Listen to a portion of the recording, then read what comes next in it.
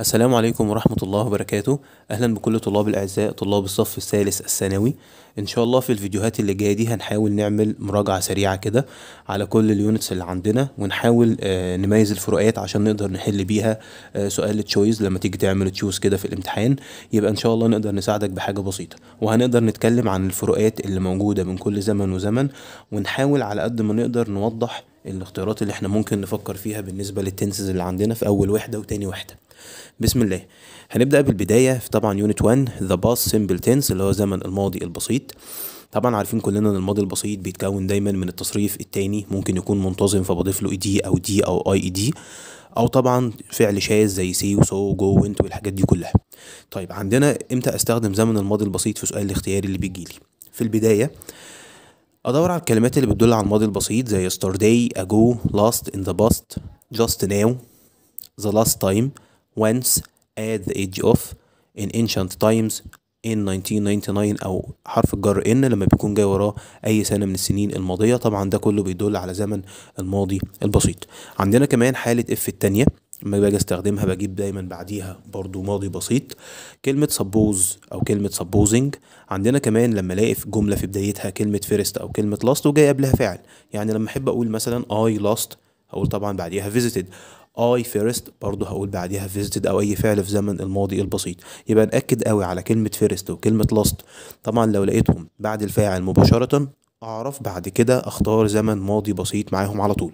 الحاجة اللي بعد كده اما استخدمنا I wish و if only، طبعا في يونت 15 قلنا لو كانت الأمنية بتدل على المضارع يبقى لازم دايما بستخدم بعد I wish ماضي بسيط، زي مثلا بقول I wish I had a car، أتمنى لو أنني أمتلك سيارة، but I don't have one، ولكني لا أمتلك سيارة. طبعا هنا بعد I wish استخدمت ماضي بسيط لأن أنا بعمل أمنية في المضارع، لأن أنا بالفعل والحاجة الحقيقية أن أنا مش بمتلك أي سيارة. بعد كده كمان لو بدأت الجملة بتاعتي ب it's time وجا وراها فاعل يبقى لازم برضو اكمل الجمله بتاعتي بماضي بسيط. عندي كمان I'd rather، احنا متعودين دايما I'd rather بجيب وراها infinitive فعل في المصدر، بس قال لو I'd rather جه وراها فاعل برضو بستخدم وراها ماضي بسيط. يعني ممكن نقول I'd rather علي didn't leave now، بقول انا اتمنى ان علي ما يغادرش الان. ممكن نقول كمان I'd rather you played the match، اتمنى لو انك تلعب المباراة. يبقى كل الكلمات اللي موجودة قدامنا دي كلها لو لقيتها في اي جملة يبقى لازم دايما بنستخدم زمن الماضي البسيط اللي هو الباس سيمبل زي ما احنا شرحنا من شوية.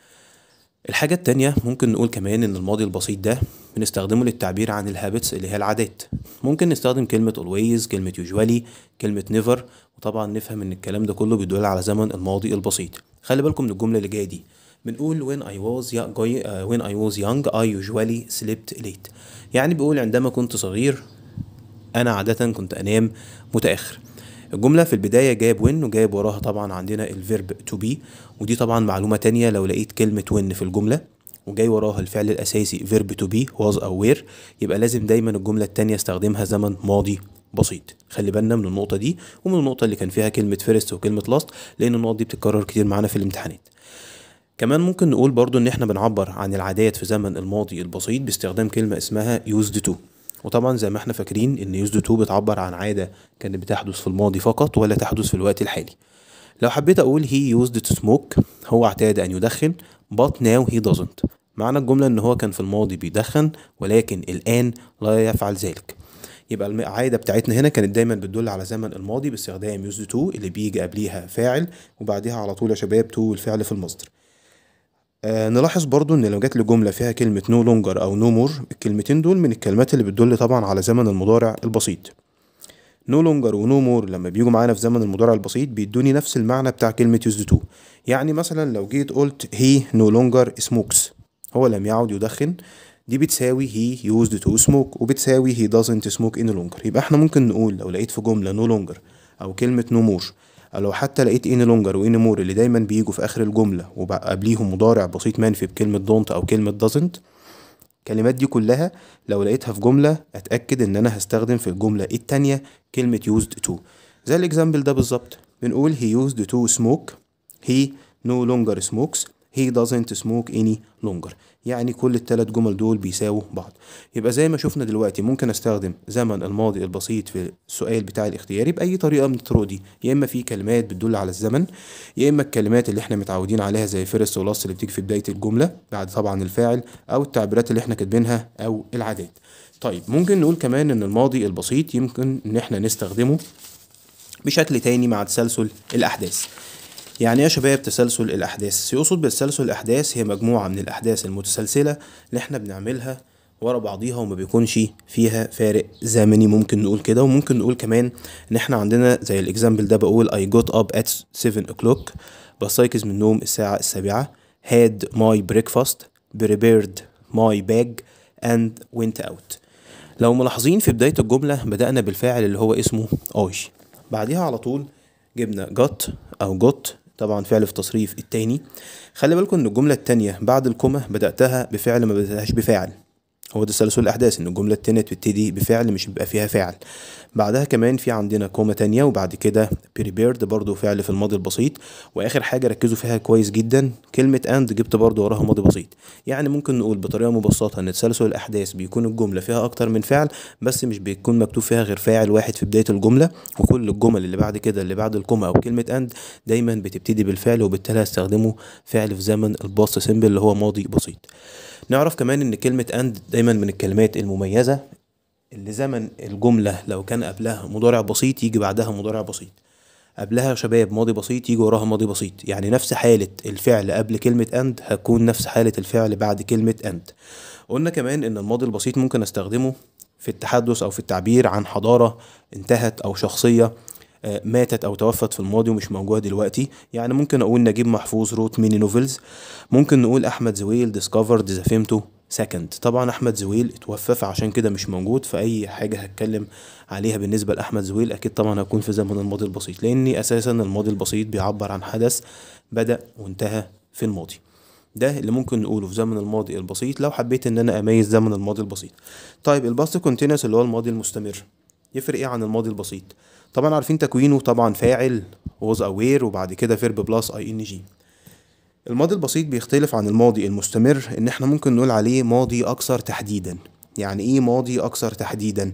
يعني هلاقي في الجملة بتاعتي اي كلمة بتدل على زمن الماضي ومعاها كمان مدة زمنية.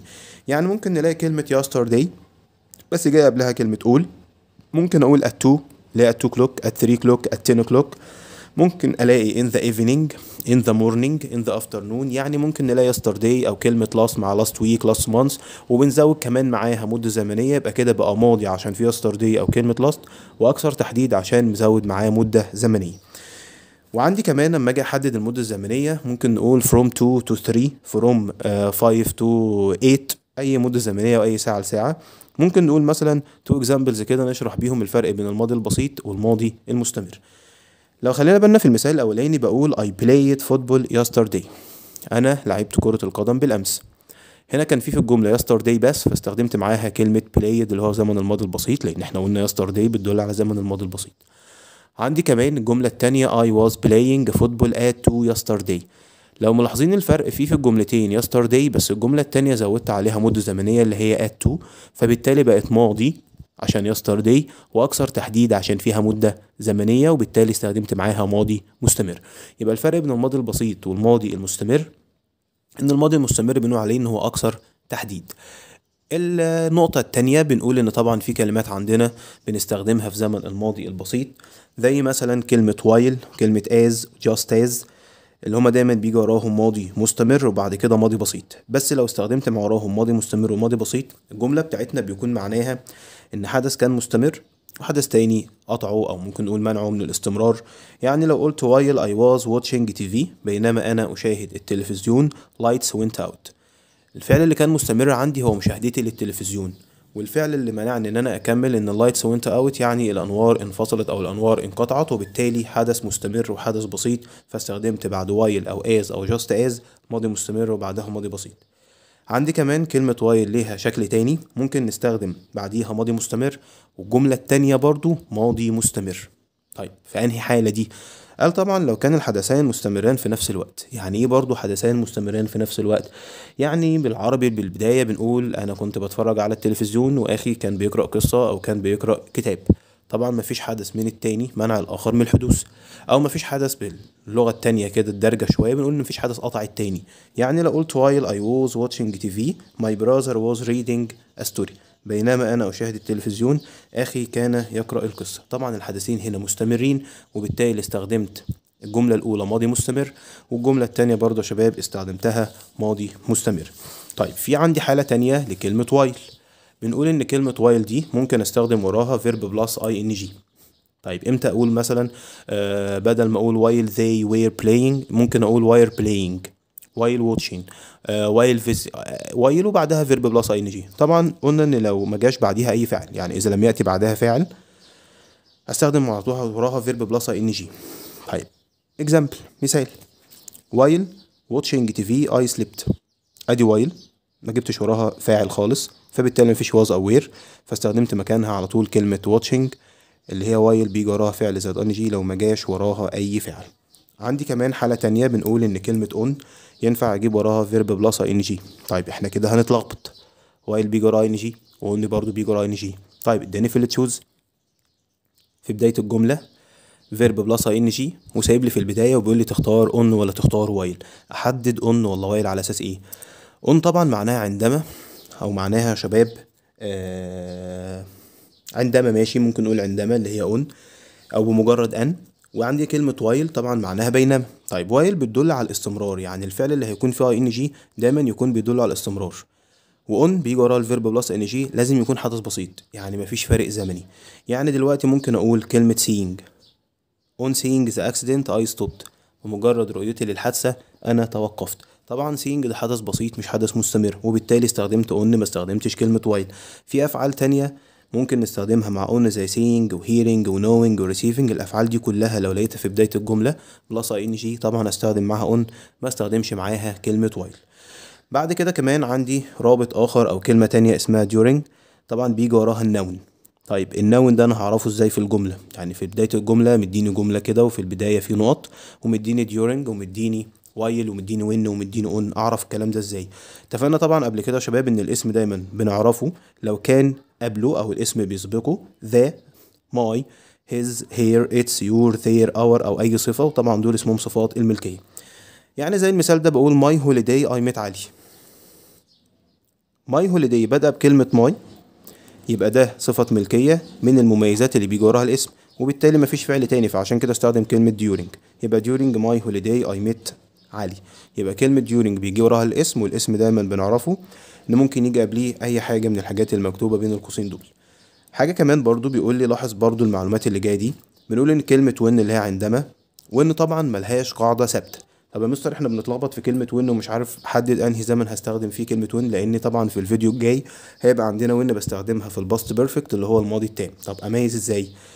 اول حاجة في البداية ان كلمة وين ينفع ان انا اجيب وراها ماضي بسيط وماضي مستمر، او ماضي مستمر وماضي بسيط. يعني هربط بين وين بالماضي بسيط وماضي مستمر. طب امتى اجمع الزمنين مع بعض؟ نجمع الزمنين مع بعض يا شباب في الحالة اللي هي بتقول لو كان الفعلين احدهم مستمر والاخر حدث بسيط. يعني لو قلت مثلا I was watching TV lights went out، المثال لسه قايلينه من شوية ان انا كنت اتفرج او اشاهد التلفزيون والانوار انقطعت. ده حاجة كانت مستمرة وحاجة تانية منعتها او فصلتها او قطعتها، يبقى هذا حدث بسيط وحدث مستمر. فبالتالي كلمة while استخدم معاها او كلمة when استخدم معاها ماضي مستمر مع ماضي بسيط، مع مراعاة بقى ان احنا ممكن نلاقي في البداية وين جاي معاها ماضي مستمر والجزء التاني ماضي بسيط، مفيش مشكلة حسب معنى الجملة، او ممكن يجي وراها ماضي بسيط وماضي مستمر حسب برضو ترتيب الجمل بتاعتي. when I was watching TV lights went out، هنا جبنا وراها ماضي مستمر وبعدها ماضي بسيط. الجملة التانية when lights went out I was watching TV، طبعا بيقول عندما انقطعت الانوار كنت اشاهد التلفزيون. ترتيب الاحداث مش مهم قد ما يكون حدث مستمر والاخر بسيط او الحدث التاني بسيط. دي لازم نخلي بالنا منها كويس قوي. طب ليه بيختلف ترتيب الاحداث؟ مرة ماضي مستمر بعد وين ومرة ماضي بسيط. هو بترجع لاهمية الحدث اللي انا هتكلم عليه. يعني انا كنت مهتم ان انا كنت احدد الفعل اللي انا كنت بقوم بيه، فعشان كده قلت في البداية بعد وين ماضي مستمر. طب الجملة التانية كنت مهتم ان انا اقول ان الانوار انفصلت اثناء مشاهدة التلفزيون، فبالتالي بدأت بيها. طبعا قلنا حاجة من مدة صغيرة في بداية الفيديو، هفكركم بيها تاني. قلنا ان كلمة when لو جه وراها فاعل والفعل الأساسي بتاعي كان verb to be was aware، طبعا لازم الجملة التانية على طول ماضي بسيط. عندي كمان برضو كلمة because اللي هي طبعا بتعبر عن السبب، الجملة التانية تكون سبب للجملة الأولى، فممكن استخدم قبليها ماضي بسيط وبعديها ماضي مستمر. بس في حالة ايه استخدم قبليها ماضي بسيط وماضي مستمر؟ مش لو حدث بقى كان مستمر وحدث منعه او فصله، لا. because استخدم بعدها ماضي مستمر وقبلها ماضي بسيط لو قال ان الحدث المستمر منع الحدث البسيط من الحدوث. يعني لو قلت I couldn't answer the phone because I was praying، معنى الجملة أنا لم أستطع أن أرد أو أجيب على التليفون لأنني كنت أصلي. طيب يبقى هنا الصلاة منعتني